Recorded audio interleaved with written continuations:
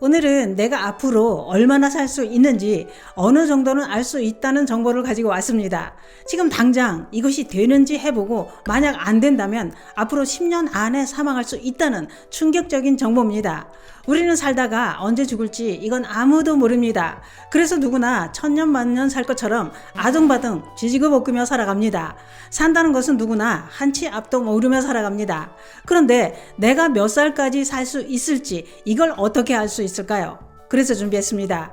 지금 당장 이걸 해보면 어느 정도는 알 수 있습니다. 지금 이게 안 된다면 10년 안에 사망할 위험이 무려 85%나 증가한다는 겁니다. 이건 꼭 체크해 보셔야 합니다. 안 되시는 분들의 개선 방법까지 몽땅 알려드리려고 준비했습니다. 건강하게 오래 살고 싶다면 오늘 영상 꼭 보시길 권해드립니다. 그 이야기 지금 시작합니다. 안녕하십니까. 노년생활정보의 모든 것 조여사 전성시대입니다. 여러분들은 본인이 앞으로 몇 년이나 더 살 수 있을지 이거 생각해 보신 적 있으신가요? 노년층 중에는 얼른 죽어야지, 왜 안 죽는지 모르겠다, 죽는 게 편하다, 죽는 건 두렵지 않다, 이런 분들 많습니다. 사는 게 지루하고 힘들고 지치고 그래서 하시는 말씀이지 진짜 죽고 싶어서 그런 말씀을 하시는 것은 아닐 것입니다. 개똥밭에 굴러도 이승이 좋다는 말이 괜히 생겨난 게 아닙니다. 그런데 앞으로 내가 몇 년이나 살지, 언제 죽을지 이걸 안다면 삶이 어떻게 변할까요? 내가 만약 앞으로 몇 년을 더 살 수 있다, 이걸 알면 몰랐을 때 삶과 사는 것 자체가 달라질 것입니다. 우선 천년만년 살 것처럼 아둥바둥 하던 욕심도 줄어들고 누굴 미워하는 마음도 줄어들고 나 자신을 더 아끼게 되고 하고 싶은 것을 뒤로 미루지 않게 될 것입니다. 또는 언제 죽을지 모르고 살던 때와는 다르게 악착같이 열심히 살지 않을 수도 있습니다. 왜냐? 언제 죽을지 아니까 희망이 사라질 수도 있기 때문인데요. 물론 내일 지구의 종말이 오더라도 나는 오늘 한 그루의 사과나무를 심겠다 라고 말한 철학자도 있습니다만 대부분의 사람들은 앞으로 얼마나 살지 안다면 많은 것을 내려놓을 것입니다. 그런데 나이가 들면서 사망률이 높아지는 것은 노화로 인해 발생하는 여러 가지 질환 때문인 경우도 있지만 노쇠 때문인 경우도 많다는 겁니다. 노쇠란 몸이 허약해져서 기운이 없는 상태입니다. 몸이 노쇠해지는 것은 노화와 질병으로 인해 근육이 감소하면서 몸 전신의 기능이 감퇴해진 상태를 의미합니다. 같은 나이라도 노쇠가 심하면 노화가 더 많이 진행된 상태고 사망률도 높아진다고 하는데요. 전문가들이 연구해서 노쇠한 사람은 그렇지 않은 사람에 비해 10년 내 사망할 위험이 약 4.4배나 더 높아진다고 했습니다. 또한 60대 중반대의 노쇠 정도가 10년 뒤 건강을 결정한다고 했는데요. 그렇기 때문에 앞으로 10년 뒤에도 건강한 모습이고 싶다면 지금 당장 적극적인 건강관리를 해야 된다 이겁니다. 특히 60대가 넘었다면 더욱더 건강관리에 신경을 써야 팔팔한 70대를 살아갈 수 있다고 했는데요.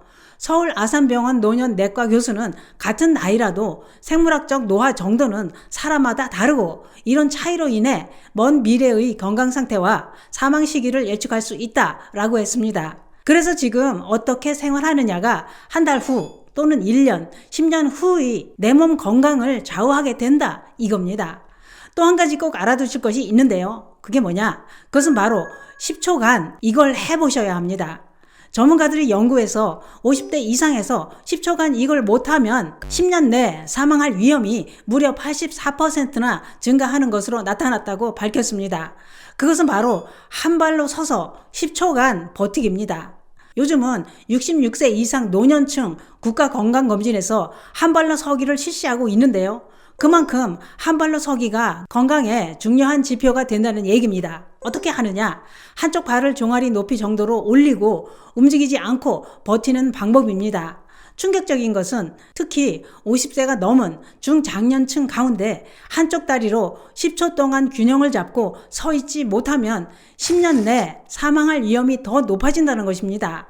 성별에 관계없이 나이가 많거나 적거나 질병이 있거나 없는 사람도 한 발로 서서 10초를 못 버티면 10년 안에 사망할 수 있다는 얘기입니다. 그러나 성별에 관계없이 나이가 많거나 적거나 질병이 있거나 없는 사람도 한 발로 서서 10초를 못 버티면 10년 안에 사망할 수 있다고 하는데요. 한 발로 서서 움직이지 않고 버티는 것만 봐도 앞으로 얼마나 살 수 있을지 알 수 있다 이겁니다.